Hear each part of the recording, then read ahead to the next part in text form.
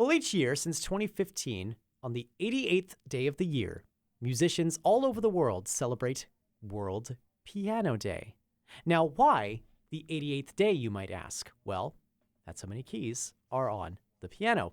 Someone who has touched all of those keys many times over the years is composer and performer Danny Caroll.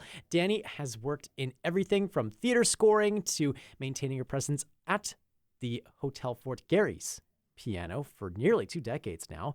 He's also released an album of solo piano works called Keys for Transformation, and this weekend, Danny will present a solo concert in celebration of World Piano Day. Ahead of all of that, Danny joins us here in the Classic 107 studios. Nice to see you. Oh, it's a pleasure to be here. This is going to be fantastic. What a great idea for a concert, and amazing to be able to celebrate World Piano Day as well. Maybe we can even journey a little bit further back into your career. How did you first fall in love with the piano as your creative sort of instrument? Well, it was pretty simple because my grandmother decided I was going to do some music, and she told me, she said, "Well, you play accordion or piano?" And What a choice! Well, I was about like 3 feet tall and weighed 40 pounds. Yeah, I couldn't lift an accordion, so the piano was the only. It became the piano, and yeah, it was great. And my grandma used to tell me, I want to hear this and I want to hear that, and so I spent a lot of time down in the music stores buying all these books and stuff and everything. And so I got to read really well, and I started just sort of messing around, and I just I loved the sound of the piano, and I really enjoyed. I took formal lessons for quite some time. From Thunder Bay, is my hometown. And my main piano teacher, Sister Immaculata. Wow. She passed away about 4 years ago, just shy of her 100th birthday. Incredible. Yeah, just an amazing woman. Yeah. When you journey back into that sort of time frame as you're learning the piano and you're picking out these scores to learn with your grandmother's help, what kind of things was she picking out for you, and what sort of things were you diving into? She would tell me, she says, I want to hear After the Ball. And so, yeah, you're talking tunes from like the 20s and the 30s, okay, kind of thing. I'm imagining like the silent movie piano sort of soundtrack as you're going along. Yeah, kind of. I mean, they were very popular. They had lyrics and stuff and everything. So that was like, these were the popular songs of her day. And I'm Called Little Buttercup. Oh, sure. Yeah, Gilbert and Sullivan. Yes. And so I would be playing those things for my grandma. She actually bought us a piano when we moved. We didn't have space for a piano. I used to go to the neighbors across the street. Wow. Oh, here's a little coincidental story. Okay. I used to also go to the basement of our church. My uncle was the priest there, and I just found out about 5 or 6 years ago that that was my great grandfather's piano that he had given to my uncle, that I was practicing on and playing on. And it was like, and so I was always trying to trace, where does this come from in our family? Because my family is really not into musical instruments or playing and stuff. So I had to go back 2 generations. How special is that to be able to find this instrument? Over the years, of course, you have branched out into a wide variety of genres and different ways in which you use the piano. And as you maybe look back on all the things that you have done over the course of your career, what are some of the piano styles, composers that you keep coming back to in your own creative practice as you work on your own things? Well, when I was training, and especially with Sister Immaculata, opened up a bunch of stuff. She saw, where I was really focused on the energy, like Bartok stuff. I love that. Cool. I ate it up, and also then Debussy and a little bit of Ravel and Cyril Scott, like these impressionistic kind of thing. I love the colors, the floating, those chords. That was a huge inspiration for me. And when I started actually writing things, I was writing things in like a lot of major seventh chords to minor seventh, those kind of deals. Yeah, things that you could definitely hear in things like Debussy and Ravel. Yeah, and I just, but also I discovered jazz, and I discovered the blues scale. And once that happened, my whole musical brain just went boom. Yeah. Because now I could improvise. and I could make up my own things like on the spot, and it was so much fun. Like I incorporate all these kinds of things, in what I write. It just depends on where it's going, but. So those are some of the stalwart things that you can kind of come back to over the years. How has your relationship with the piano changed as you've gone through the course of your career? Have you noticed that you play differently than maybe you used to? Is there a different, maybe a dialect that your piano language takes on? That's a really good question. Now since I've had more time the last 10 years or so, just to really focus on some writing a little bit more, and I found that I'm moving out more, and I'm also moving out on the piano, and I'm getting into things. I'm playing things that I had never played like before in a style and just a technically kind of thing. And it's really sometimes when you sit and you're playing and you're going, wow, what was that? Who's doing this? Because things are just kind of I'm just letting the gates open. Whose hands are these? Yeah, whose hands are these? And I just kind of going with it. And a lot of it works really, really well.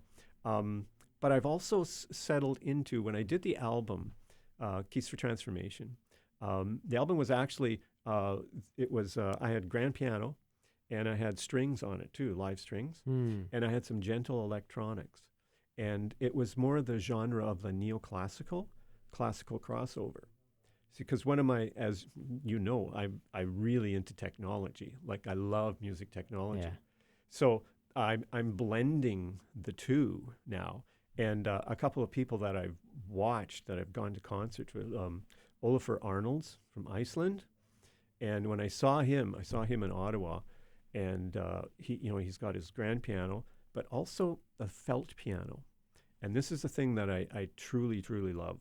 I have one in my home, but these guys tour with, all of these neoclassical. They tour with their felt pianos. They'll pick up grand pianos wherever, but the felt pianos go with them. And it's just got this beautiful tone, just very gentle. And the music is also very gentle. It's usually just a few chords and placements of those chords, and then some beautiful melodies in that. But I always bring the improvisation into it. In just about everything I play, I will be improvising, because that's what gets me moving out, right? Here's the standard tune, but what am I feeling like with it today? And it allows me just to go and to express that. So I don't get bored. No. I mean, not that I'm going to be, my music's boring. No, and nor will your audience at the World Piano Day celebration that you have planned. What can audiences expect to hear from you? Is it going to be more of the improvisation stuff? Is it going to be things that are a little bit more set? What are people in for? You're going to hear a variety. I'm going to play a few tunes from the album Keys for Transformation. There's one solo piece that I always play called Sounds of the Heart. The Sounds of the Heart is a label that I started after a little story here. I survived a heart attack in 2018. And then it gets you thinking, well, what do you really want to do? What's the kind of things, what do I want to do with my life besides, relationships and space and giving myself space and that? I really want to, one of my dreams has been to record an album of my own music. And so that's what I started to focus on. And so that was coming from the heart. So to speak. Sounds of the heart, yeah. And also I'm going to do a couple that I have the tracks with the live strings on it, just because they're just really nice kind of tunes, very gentle. And then I'm going to play some jazz. I've got a few jazz tunes. And also most of it is new material in the neoclassical style. So again, some chords. It's mostly all gentle, but again, what I do is I'll start with some gentle. But for instance, I have a piece called World, but WHIRLED. As in world around. Yes, but it also applies to our planet, world. it's gentle, and then it gets furious inside and getting going, and I can go wherever I want to go, and then I come back to it. And it seems to be something that I like to do, Yeah. is start a journey, go off, and come back, and with freedom Yeah. in that part. So there'll be quite a few of those. Oh, and I've got a couple of electronic pieces that I'm premiering. Premiering, okay. I haven't done before.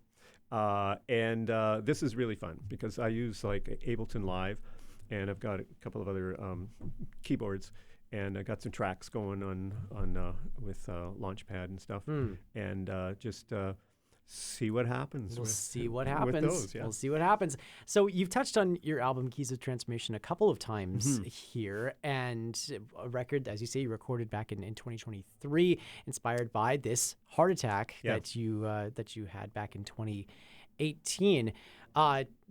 How did that moment in your life, obviously one that's caused a lot of reflection and inspiration in your life as well, how did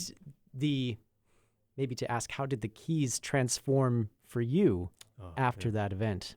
Yeah, it was the transformation became really. What happened is after I was recovered, I took a course, and the course was called "The Art of Managing Your Career" with Heather Bishop, and at Creative Manitoba, and this just opened up so many things, so many ways, so many ideas with mentoring and guidance of how to do this. So I was getting the hows, I was getting the whys, and then the material. When I started to go sit down to the material, it started just being very gentle with some patterns, some neoclassical kind of patterns, just repetitive, but with melody. I really wanted to incorporate melodies with it, because a lot of times neoclassical, it can be just tiny bits of melody, but just sort of the chordal structure to it, But and that's a general statement, But sure.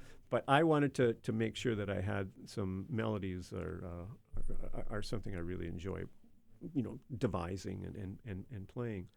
So and then. It was interesting because my producer, Don Benedictson, and he was doing the recording. He was a recording engineer and mixing engineer. And at one point, just when we were looking at some of the tunes, he says, "Danny says, I think this piece here, I think that would be kind of nice with strings." And I go, "Oh, strings." So I started writing all these string arrangements for it, and it was like, it turned out really cool. Pianos without the hammers, as it were. Maybe if you want to look at it that way. Pianos without the hammers, I love that. As you sit down for the World Piano Day concert, what does the piano mean to you today, after having recorded the album, after having had this incredible career, after your heart attack? It's my space.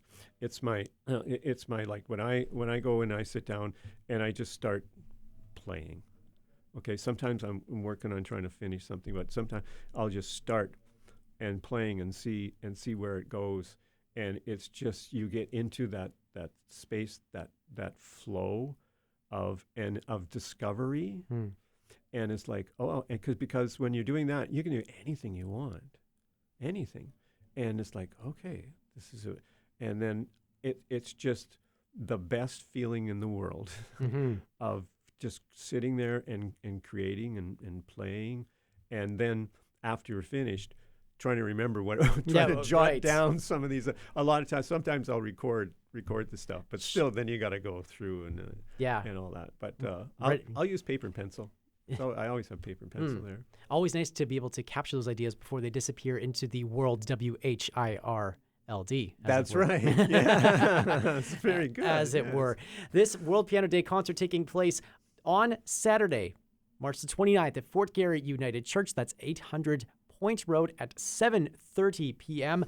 We'll have more information on how you can get your tickets up at our website, classic107.com. and on the Classic 107 app. Danny Caroll, all the best for the the concerts taking place this weekend, and a happy early World Piano Day to you. Nolan, thank you so much. It was really cool connecting with you here. It was great.